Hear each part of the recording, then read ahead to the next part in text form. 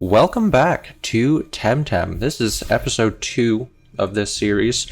When we last left off at the end of the first episode, we made it to a town called Briquel de Mar, where we were taken on a tour by the Arissola dojo leader, who lives and is in the dojo just north of Briquel de Mar. So that is where we're headed next, actually. I made my way up north a little bit. This is the first trainer battle I've encountered since heading up north. I was just leveling up my Tems a little bit off camera. Also, once this battle is over, I have a couple new side quests, so we're just going to go ahead and quickly take out these 2 Tem trainers. Also, thinking of TemTem, for those of you who have been lucky enough to get yourself an Xbox Series X or a PS5, I believe that TemTem is an early access game for both of those systems, as well as you can find it on Steam. I would highly recommend it. I've been heavily enjoying this game, even just the grinding aspect of it, even just this, being able to walk around and see all of these crazy and cute and ridiculous looking Tems. This game is really friggin' awesome. So, just to catch up on the little bit that I didn't end up recording, we went to the small shop that the Arissola dojo leader told us about. It's kind of like a souvenir shop in search of a Tem Essence vial. The guy inside, his name is Luis, I believe. Yeah, Luis. He asked us if we wanted to buy any ceramic plates, Tem Essence vial, a surfboard, I believe a postcard was the other thing he asked us about. Upon talking to him for a little bit, he recognized us as Aina's child and had told us that we had actually come to his shop when we were just a small bawling baby. His words exactly. So he ended up giving us the Tem Essence vial for free, as long as we could prove to him that we were serious about our Tem career, which we did by showing him the Paharek from our squad.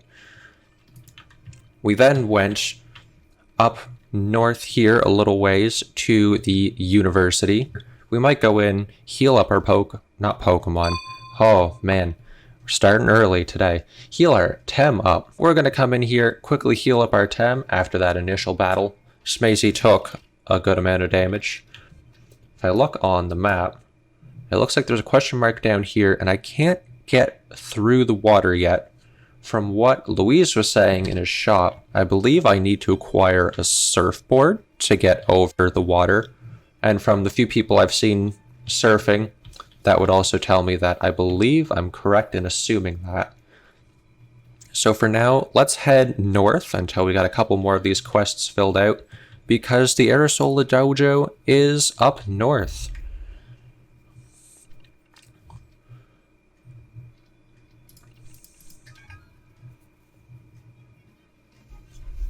Alright, Aziza. I see your 2 water Tems, and I raise you a grass Tem. Good luck, my dude.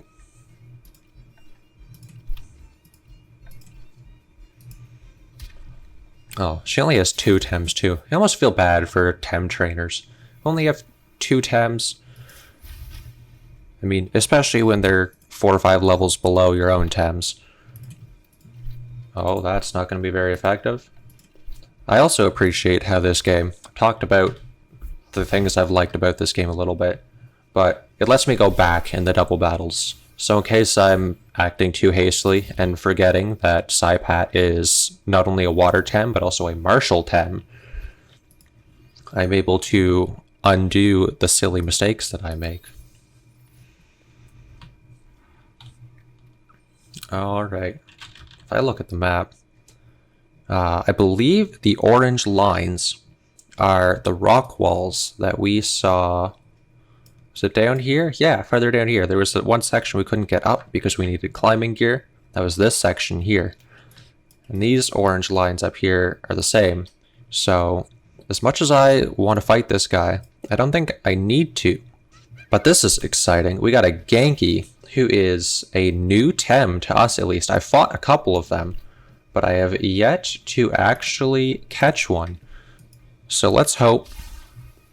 Oh, we're gonna kill it. Oh, thank goodness. Okay. Whew. I was nervous there for a second. I thought that my sand slap, whatever it's called, that Smazy has, was not going to be very effective, because it seems to not be effective on flying Tems, and I feel like this dude is partially flying. Awesome. But we caught him nonetheless. Electric and wind. That might be why it did regular damage, because I believe ground or earth, whatever that type is probably super effective against electric. Probably not very effective against wind. Cold-natured. Instead of getting cold, the Tem gets frozen. I don't know how useful that trait's going to be. I don't know what cold does, but I feel like frozen just makes it so I can't use him for that turn. But nonetheless, do you see her up north? She's hiding in the grass. Don't make any sudden movements. She might attack. Go! She saw us. It's all over. Nope, that's not me at all. Oh, I guess everyone in this game knows me, but I don't know anyone. This might be a case of just amnesia on my end. Or maybe Ina is a psycho, and she's like drugging me every day and every night, so that way I wake up back at her house, think she's my mom when she's not actually, and I'm actually paralyzed from the legs down. That's because she's been drugging me. I apologize, these thoughts are very random, but I recently watched a movie on Netflix that has a very similar plot line, and if you're a fan of kind of thriller, horror-esque movies, that I would highly recommend it. There are a lot of drugs portrayed, not bad kinds of drugs. Well, in most instances. I don't really know how far I should go with this analogy, because I don't want to give the movie away, but I also know what happens. But regardless to say, there's a lot of close-ups of people being given needles. So if you're not a fan of needles, I would not recommend watching the movie. For those of you who are interested in the name of the movie, it is called Run, and it is on Netflix. And I was a fan. The main actress in the movie, if I remember correctly, she plays a daughter in a wheelchair, and I believe she is actually in a wheelchair, which I think is really great and really impressive, I guess. I don't want to make you guys think that, you know, people in wheelchair or the technically disabled, because I hate using the word disabled, are not able to do things that we can do. But I think it's really great that the world and the filmmaking community is becoming much more welcoming and accepting of actors and actresses who play with disabilities. It doesn't matter who you are or what you do or what you might think is wrong with you, but you can still accomplish your dreams and do whatever you want to do. And I think that's a really encouraging thing.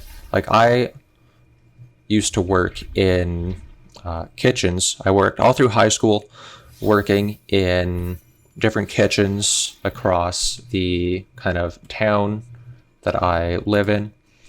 And it was fun. I enjoyed it.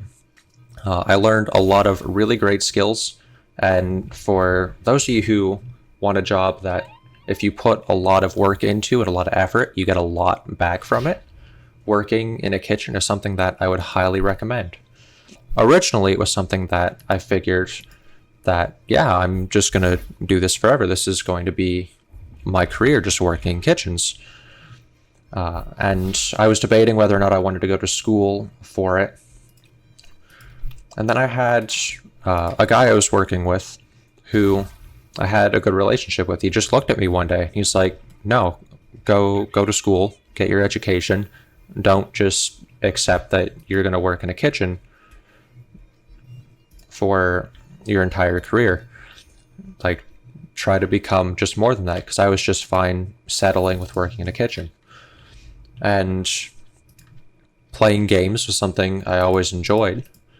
And, you know, the behind the scenes of games was always something that fascinated me. You know, how designers and developers came together to create something like this, which is entirely beautiful and has really great mechanics. But it was a hard decision moving from a kitchen, which is something I was passionate about and enjoyed, to just hopping on the bandwagon of actually kind of following one of my dreams and becoming a game developer, which is what I'm studying for now. Sometimes you can just push your dreams aside and tell yourself that they're not achievable, even though in reality they are. And you just kind of come to accept that your dream is not something you're going to get to or accomplish. And I just want to, you know, encourage you guys that if that's the case in your mind and for you, that is not at all the case. It is a terrifying thing to do, to step out of, you know, where you might be, if you're comfortable in what you're doing and where you think you're going, and going towards what you want to be doing or what you dreamed of doing. But it is a very rewarding process. You know, I've learned so much in these past few months about the inner workings of games, and I hope to be able to share that with you guys eventually throughout this channel. I'm hoping to, I mean, yes, make content that, you know, hopefully makes you smile and brightens your day a little. But I'd also love to take some of you guys back behind the scenes of gaming and what it looks like to be the one programming and sitting behind, you know, your desk writing lines of code for a game. Because as a gamer myself, that was something that has always interested me for the longest time. And once I started getting a taste for the behind the scenes of games, I knew it was something that I wanted to do. So hopefully, and eventually showing you that, or looking at games kind of more critically, and, you know, also for enjoyment, but to also see the behind the scenes, like, oh, why did the developers make these choices? Why did the designers make these choices?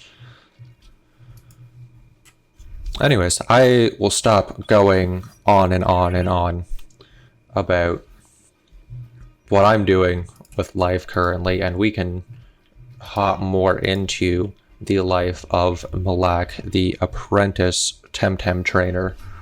For those of you guys who don't know, I explained it a little bit first episode, but there are some moves that if I have another Tem of a certain type out, then the move gets extra damage or an extra effect. For instance, I believe the move I keep using with Lolai and Kaku, the Arissola, if I have a toxic Tem out with me, then I get a... I don't get anything, actually. The enemy gets poisoned for 4 turns. Ooh, these guys are a higher level. I actually feel somewhat underleveled against these two. A level 14 and a level 10. I suppose the level 10 I feel okay with. I'm higher level than him. But that level 14 Ukama, that's a little concerning.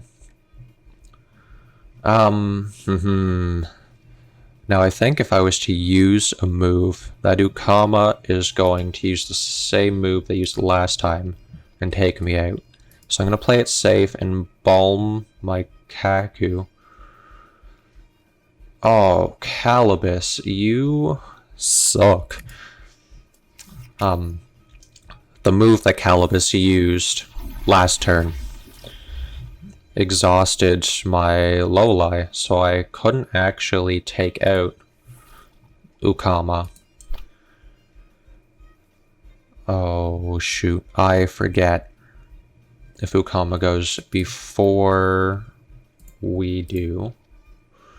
These both have the same priority. We're going to hope for the best here.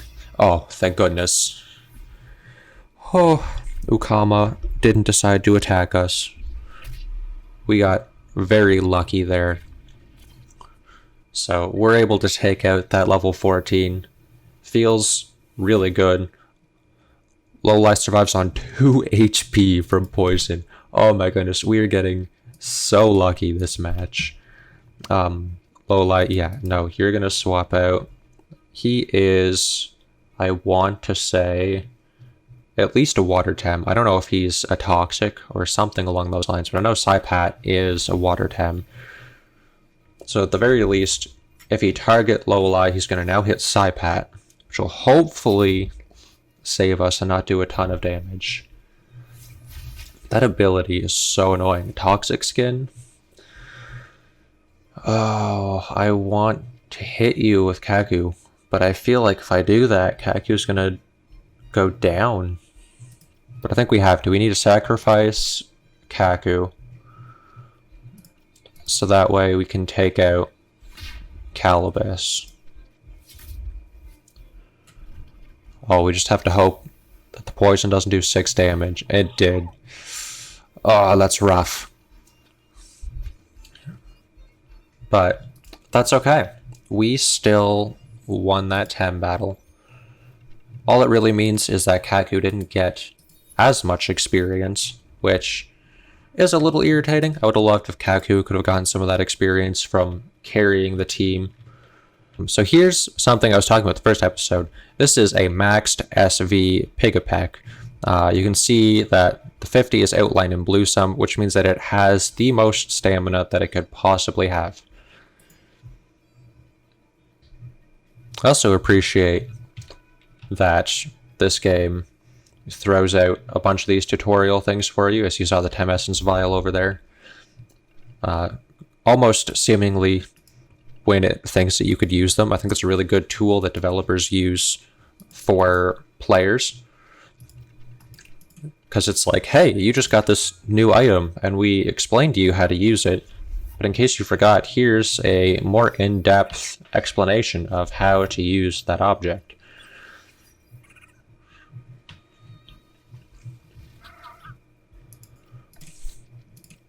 Just want to take out this Pigapec though, because I know Bamboozle, and Bamboozle. Oh, thank goodness, he's using it on scale. I was about to say, Bamboozle is super annoying. Basically, it just gives you, oh, he had fainted curse. Oh no, Kago. Wind burst, you can forget Scott Shield. Oh, I feel like I might go to a Tem center when I get the chance and change my team up a little bit, because I've recently caught a Pigapec and I find them incredibly annoying to fight, which means that they must be pretty good. You want to play TemTem? You're too young to battle. You want to be a TemTem. I'm gonna just hold my comments on that statement. Saw it right here. You could see the Tem Essence vial recharging. Look at that. That's so cool. I love the attention to detail. It makes me so happy.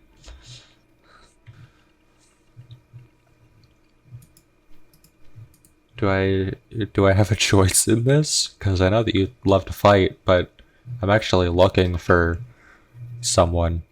I guess I don't have a choice in this matter. Alrighty.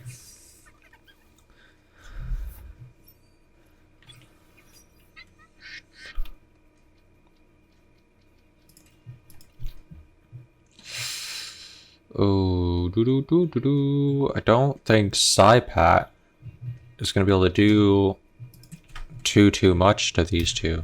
I'll get him to rage, and then he can martial strike one of them. but I don't think water... Oh no! He can't do anything because he's dead. Oh, jeez. Please don't die. Oh. Don't get me wrong. I love difficult games. But if you could not one-shot my Tem, I'd be very appreciative.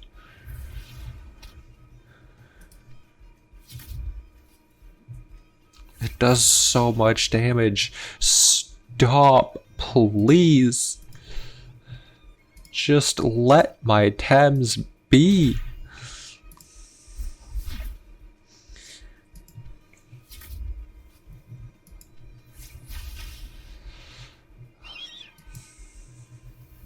Okay.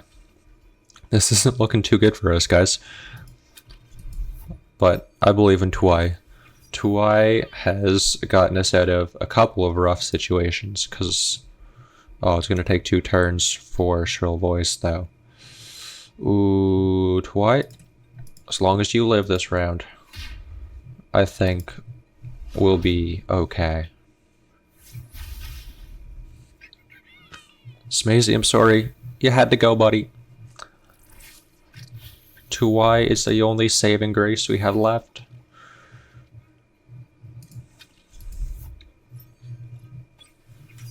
Alright. Lola is going to be bait. They're going to be like, ooh, 7 HP Tem. We gotta go for him.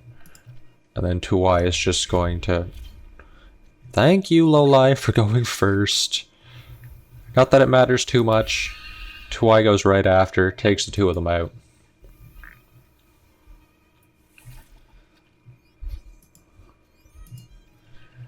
Oh, alright, well, I think I didn't want to have to use it this soon after leaving the town, but I think we're going to use our Tem Essence Vial already. Dang. Oh, I almost called you Karen. You were so close to being Karen. Karem wants to fight with a whip lump.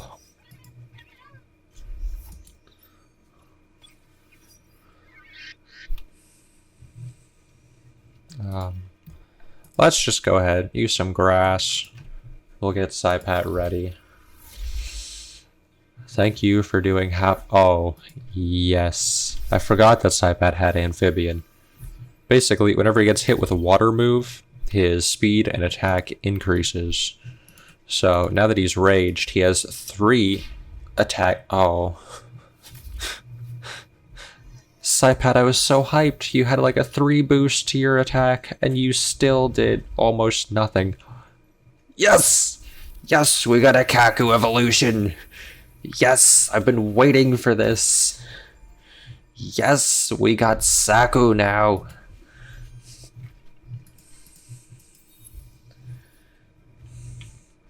Alright, let's go. Karem, you were worth fighting.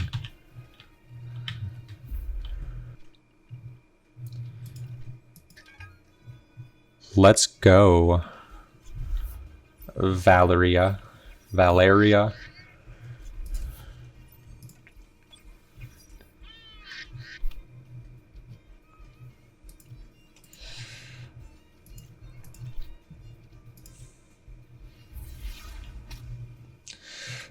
Oh, shoot.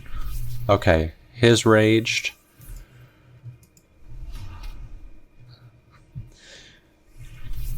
We did so little damage. Shrill Voice. Alright, Saipat. We're gonna trade you for Smazy. I was gonna throw Paharak out there, but I figured having 2 flying Tems against a flying and water Tem was just gonna lead to a very long battle. Oh my goodness. Your Paharak does so much damage. 22 in 1 hit. But what's nice to... Oh, I forgot. You gain a little bit of stamina back at the start of every turn, which is a really cool feature. But I can't say that I'm the biggest fan right now because I don't want the Paharak to keep doing stuff. That should overexhaust you, though. Yes. That is what we were looking for. No! Oh, shoot! Psypat! You were supposed to get knocked out, my guy. Well, I mean, you don't just know flying moves, so I don't feel bad throwing you out. Okay, Shrill Voice is ready.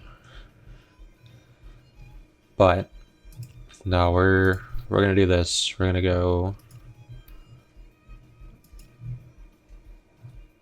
I totally forgot the toxic moves were super effective against Psypat. That Psypat could have been easily wrecked had I been smart. But hey, we're learning. You guys are learning right along with me. So you guys can just roast me in the comments because I just was being a scrub. Please tell me that overexhausts him. Yes! Alright.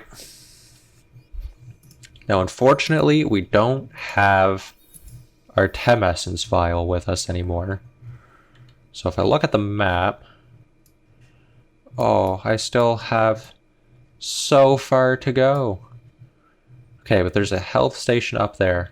I think what I'm going to do, guys, I'm just going to quickly run back to Arissola. I'm going to heal my Tems, and then I'm going to come back and continue forward.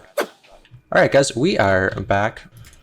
So, like I said, we're going to throw Pigapec up in the top. I think I'm going to keep Psypat down, just because Psypat has been having very bad luck against everything that's kind of here, it seems like. It's either a Toxic Tem, which is super effective against him, or knows a Grass move, which is super effective against him, or it's a Water Tem, which he's not very effective against. So we're going to keep him kind of as a last resort, I think. You know what? Go for it, Psypat. We'll see if you hold up against the aggrieved local. It's okay, my guy. I don't want tea. Your mistress? Boy, I ain't who you think I am. I ain't got no mistress to my name. Ooh, a Barn Sheet. This is the Tem that we are looking for. It looks kind of cool, I must say. It's level 12? Why do you have a level 6 crystal and a level 12 Barn Sheet? Oh, that makes me worried a little bit. Yeah, it's okay, Psypat. You can still rage. Please have priority Pigapec.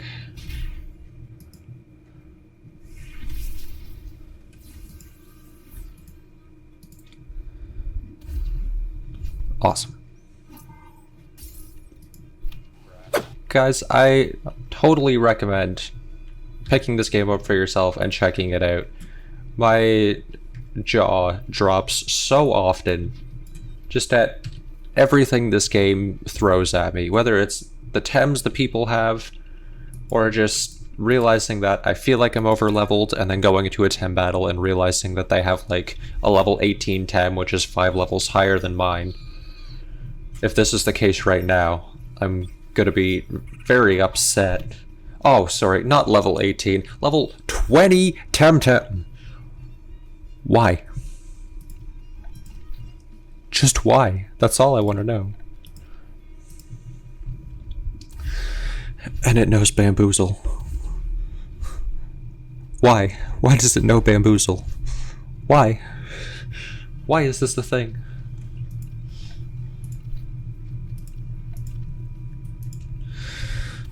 And it's just gonna spam Bamboozles.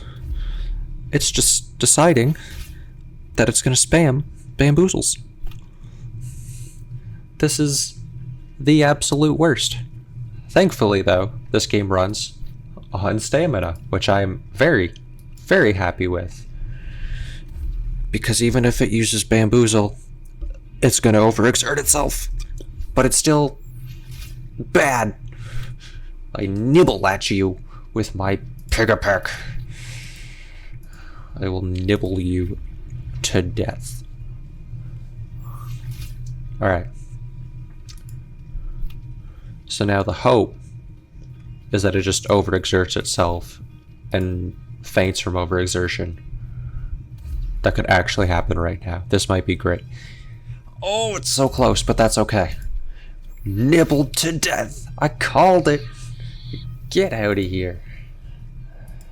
Oh, I'm sorry, Pegapeg. I overexerted you a little, but it was worth it. You took out a level 20 Banshee. Oh, and we made it. Yes, we made it to the Tem station. This is so awesome.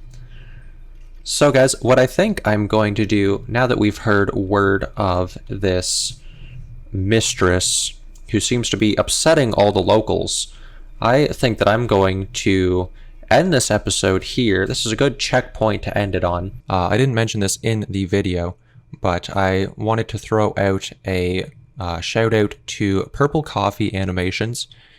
This is someone who is a friend of mine and who has agreed to edit at least one or two of my videos. I know you guys can probably tell the difference in video quality and editing skills. I will link his channel in the description below. If you guys have enjoyed this video, make sure to leave a like on it. Also press subscribe so you can keep up to date on this adventure. I also have other videos coming out with a couple of buddies of mine. They won't be out for a couple weeks just due to some circumstances on their end, but I plan to be uploading more than just this. I hope that you have enjoyed this video, and I hope that you've been having a great day, and if not, I hope that I could have made your day just a little bit better. See you later.